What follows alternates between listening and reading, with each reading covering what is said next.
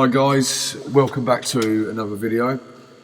If you're interested in the Essex Boys case, please don't hesitate to like the video.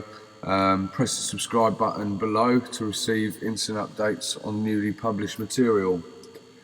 Also, as mentioned in the previous videos, Crimescene to Courtroom is now up and running again.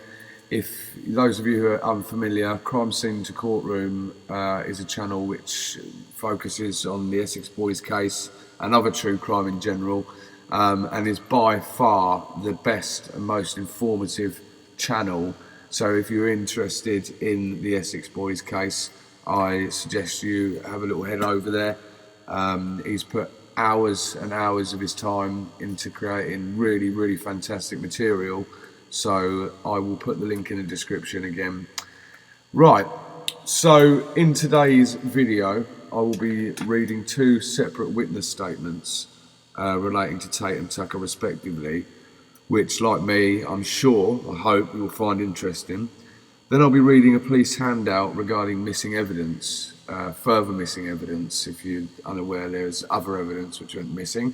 And in my opinion, it's shocking, to say the least. So the first witness statement which I'll be reading is from an old friend or associate of Tony Tucker, Mr. Brian Mixture, and the statement reads as follows. I live with my girlfriend Joanne Keeling at the address in Springfield, Chelmsford, Essex. I'm currently seeking employment as a digger driver or ground worker, although in the past I've worked as a doorman in nightclubs and I also run my own security company. I'm involved in bodybuilding using various gymnasiums throughout Essex, and it's through these gyms that I've met a person called Pat Tate. During '93, I was working as a doorman at Holyrood's nightclub, Romford, Essex. At this time I was employed by a man called Tony Tucker. I believe that Tucker had contacts with the larger London nightclubs, so I decided to work hard and befriend Tucker, who I hope would recognise my good work and promote me into one of these clubs where I would have the chance to earn better money. During '94, Tucker became more friendly with me, and on occasions I would drive his black Porsche 928 car for him. I think it's fair to say that on occasions he liked me to drive for him and act as a minder. I'm also aware that Tucker was involved in the drugs world, and it was through Tucker that I met his friend Craig Rolfe. At one time, Craig was more involved in Club UK Wandsworth. Tucker would call me offering me a day's driving, but to be honest, he was full of promises, but I hardly ever got paid. Late in the year of '94, I moved into Tucker's flat in Shearers Way, Boreham, number 30. I should also say that as I gained his trust, he asked me if I was capable of shooting anyone. I told him that shooting people wasn't in my nature. I just didn't want the hassle. I was also asked if I would cut people. Again, I told Tucker that I would fight anyone if I had to, or I supposed if he asked me to, but again, I could not see any point in marking people for life. Also, if you injure people like this, you always have to look behind your back for reprisals, and I didn't really want to become involved to this degree. I think this disillusioned Tucker, who drifted away from me. We argued over rent money I owed him, which only totaled to £150, and I could not believe that he would hassle me for such a small amount. So I moved out of his flat. During this time, I was also working as a digger driver, which I continued to do in '95. I was working for David Williams, an old family friend who has a company called East Coast Tipping. I remained in contact with Tucker. Sometimes I would take a day off from digger driving and spend the day driving Tucker's Porsche around Essex. We would visit a gym or go for a meal. I wasn't getting any good door work, so I continued earning a living as a ground worker, seeing much less of Tucker. I've been asked to recall my whereabouts for Wednesday, the 6th of the 12th, to Thursday, the 7th of the 12th, '95.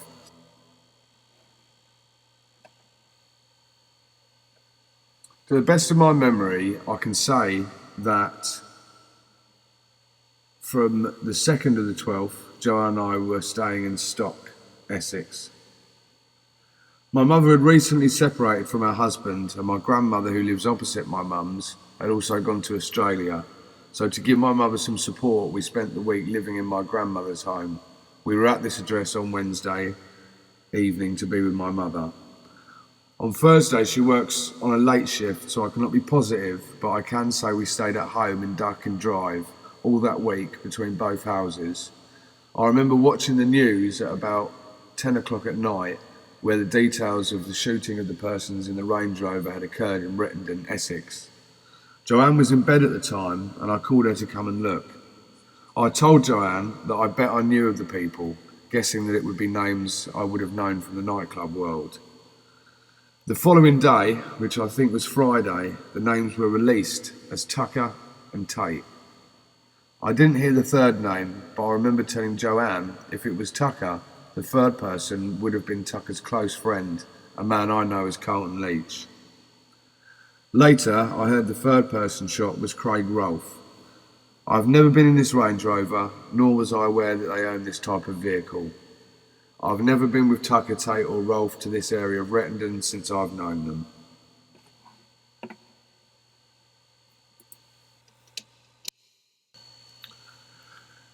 So this is the second statement from an A.G. Fletcher.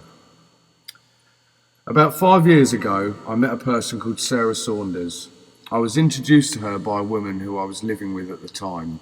This person was called Pauline Squires and lived at an address in Loughton, Essex. My understanding from Pauline was that she and Sarah had been next door neighbours some years earlier. At this time, I did not know where Sarah was living, but knew it was in the Basildon area. I understood that Sarah was having a relationship with a person called Pat Tate, who at the time was serving a term of imprisonment for robbery. My friendship with Pauline lasted for about a year, and during that time, Sarah was a frequent visitor to the house. When my friendship finished with Pauline, she went to live in America, and I remained at our house in Loughton. I continued to keep contact with Sarah, and this was mainly through telephone conversations, where she would inquire if I've heard from Pauline, or tell me that she was expecting a child by Patrick Tate. It was general social conversations, and the relationship remained platonic. Around January '94, I had conversations with Sarah on the telephone and met her on a couple of occasions at my workplace. At this time, I was working at the Yellow Advertiser, Acorn House, Great Oaks. I recall that one of the topics mentioned was that Pat Tate was due for release in June '94, and he wanted to go straight. She told me that prior to going to prison, Pat had been involved in the car sales business and wanted to continue in that field. Sarah raised the point that in order to do so, he would need financial backing and asked if I'd be prepared to consider loaning any money. This stage of asking was not done in a single conversation, but was over a course of number of conversations. I told Sarah that I would consider helping, but would need to meet Pat to consider my options. At some point in July '94, after his release from prison, I met Pat Tate for the first time at the Five Bells Public House, Basildon, to discuss the loan. Our meeting lasted about an hour, and we were the only two persons present. During the meeting, Pat stated he wanted to borrow about £20,000 to purchase stock. I told him I was prepared to loan £5,000 to start with, and he could show me how he could handle that figure before considering a further loan. I only did this because Sarah had agreed to act as a guarantor. This agreement was verbal. I gave a cheque made out to Sarah Saunders in the sum of £5,000 to her that same day at her parents' house in Basildon. Pat was also present when this was done. The agreement at this stage was that I would receive 25% of each car sold. Within 2 or 3 weeks, I had received about £200–300 from Pat Tate. I believe that about this time, Sarah and Pat were moving into Gordon Road, Basildon. The arrangement looked stable. The arrangement looked stable and made me feel confident that my business dealings would be safe. At this time, Pat told me that he had found a car site opposite Westcliff Police Station and wanted to develop it as a good place to sell cars from, but he would need more stock to operate it. Pat told me that his plan was to have a person on site whilst he travelled around purchasing stock. He mentioned that person he had in mind, and his name was Bill Baxter. Through Sarah Saunders, I injected a further £10,000 into the operation. I should mention that prior to the release of Pat Tate, I had conducted a lucrative business deal which meant I had a substantial amount of money in my bank account. This meant that I was able to make these investments without too much concern. The arrangement for repayment changed, and I told Pat that I wanted regular repayment of £300 per month. He agreed to this arrangement. I received these repayments and some weeks received more than the basic £300. I visited the site to see that it was going according to plan and met Bill Baxter. I visited the site a total of 6 times. I had telephone conversations with Sarah which reinforced my confidence that the investment was safe. Within a further month, Pat suggested to me that as everything was going well, it would be better if the quality of stock could be improved. To this end, we made an agreement that a further £10,000 should be invested by me into the business. I believe I gave £10,000 in cash to Pat Tate on this occasion. All repayments from Pat to me were in cash. After this further sum was invested, the repayments were increased to £500 per month. Towards the end of '94, I started to notice a change in Pat Tate's personality. He became moody and temperamental. I raised my concerns with Sarah, who told me that the relationship with Pat was floundering and she believed he was taking drugs. I also believed Pat had moved out of Gordon Road, Basildon, and moved in with a friend called Nipper in Southend. I do not know this person. I was still receiving my repayments. However, Pat was the victim of a shooting incident and this resulted in him being returned to prison. I continued to receive my repayments from Bill Baxter until April '95 when they stopped. I spoke with Bill Baxter, who told me that he was not selling the cars. I spoke to Sarah, who reassured me that Pat would be released from prison in the near future and would sort everything out. She told me that her relationship with Pat was not good and she was saying that when he was released she would not be with him. She said that Pat had no interest in his son, Jordan, and generally their relationship was not as it had been. She also told me that Pat had taken to injecting himself with drugs. She did not specify the drug type. As a result of this information and the lack of payments from Bill Baxter, I made a number of telephone calls to him to push for payments. Bill Baxter informed me that the cars were not selling and that he was depressed. At this point, I realised there was nothing I could do about the situation and had to rely on Sarah's reassurance that the situation would be sorted when Pat Tate was released from prison. During conversations with Sarah, the subject of her leaving Tate was raised. She spoke of the problems it would involve, and I believe she mentioned that she would have to move from the area or the country if she left Pat Tate. From my conversations with her, I formed the impression that Sarah was trapped in a relationship from which it would be difficult to escape. It appeared to me that Pat Tate would not let her leave the relationship without causing difficulties. At no time did Sarah talk to me about Pat Tate in terms of wishing harm to befall him. I was aware from Sarah that Pat Tate had used physical violence against her in the past. I cannot give specific details about this aspect. After Pat Tate was released from prison in January '95, I met him at Gordon Road, Basildon. I believe this meeting was towards the end of November '95 and was in response to him telephoning me. The meeting lasted about 10 minutes, during which time he assured me that he was going to sort the business out and get it back to a profitable concern. The car business at this time had moved from the site opposite Westcliff Police Station to one in London Road, Leigh-on-Sea. Its location. Pat Tate promised to honour his debt to me. I had no option but to accept what he said concerning this matter. By this time, I had a fuller picture of him and regretted my involvement with him. I just wanted to distance myself from him and the situation.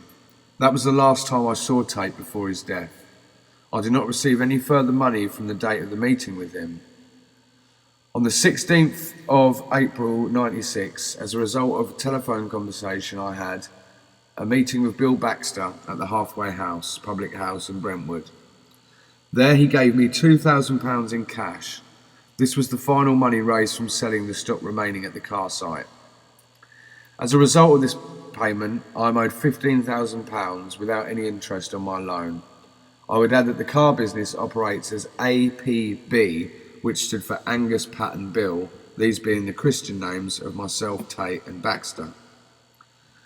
I have stated the circumstances in which I met Pat for the last time, but I do recall that I spoke with him on his mobile telephone a day or two before his death.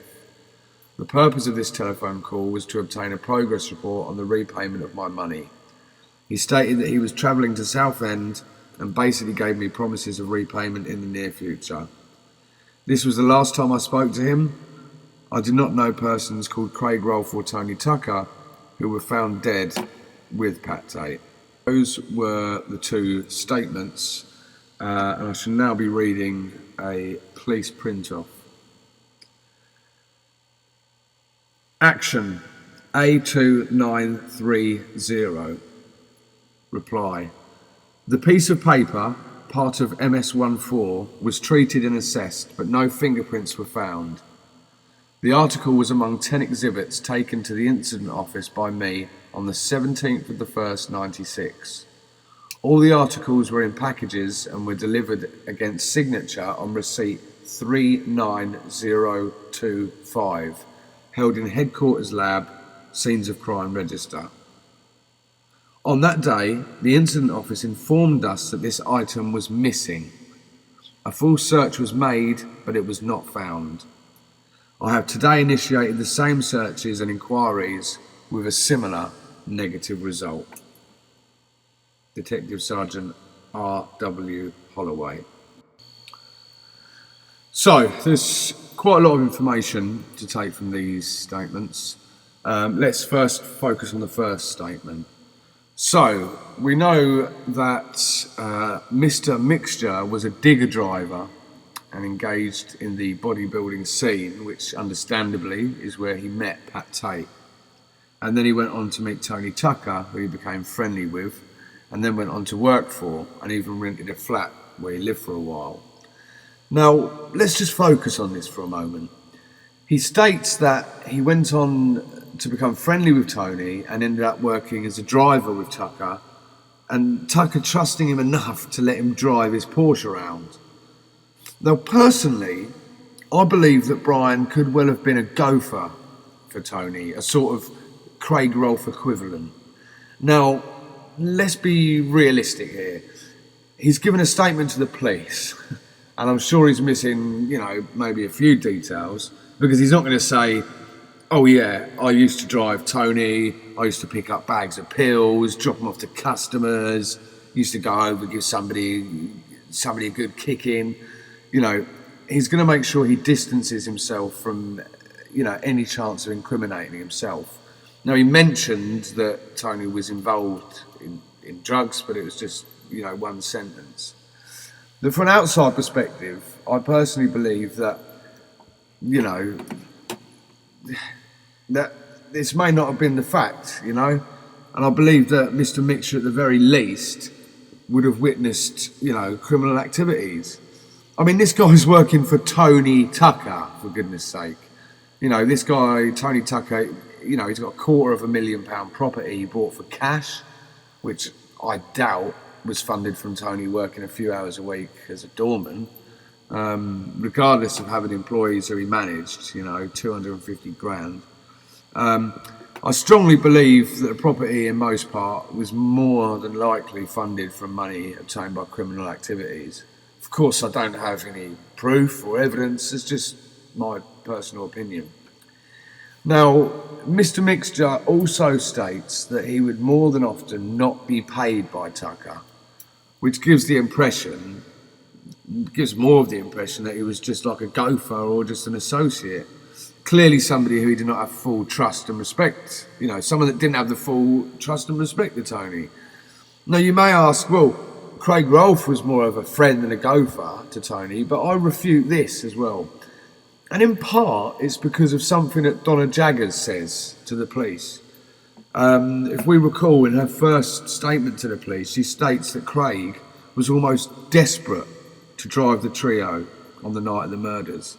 And the reason was the fear that Craig had that if he was not involved, his cut in the upcoming cocaine shipment that they believed they were getting would be considerably smaller. Now, let's just think about that. If you had a close friend who was involved in criminal enterprises, you're still going to give them the same cut in the deal, whether they drive you that night or not.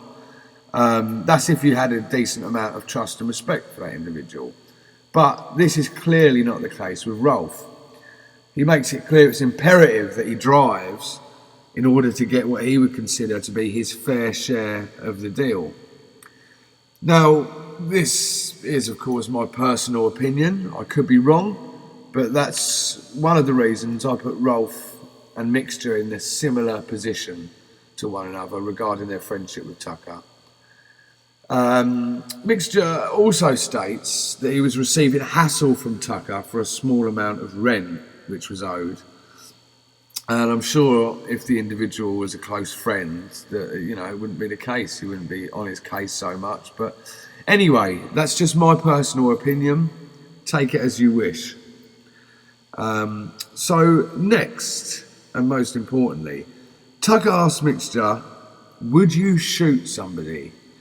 Now this is interesting. Firstly, we don't know exactly when the question was asked, but there is a chance that he could be relating to Nipper Ellis. If you don't know, Steve Nipper Ellis was an ex-associate, well, he was an ex-friend of Pat Tate's. He met Pat Tate in prison and then went on to live with Pat Tate. Tate introduced Nipper Ellis to Tony Tucker.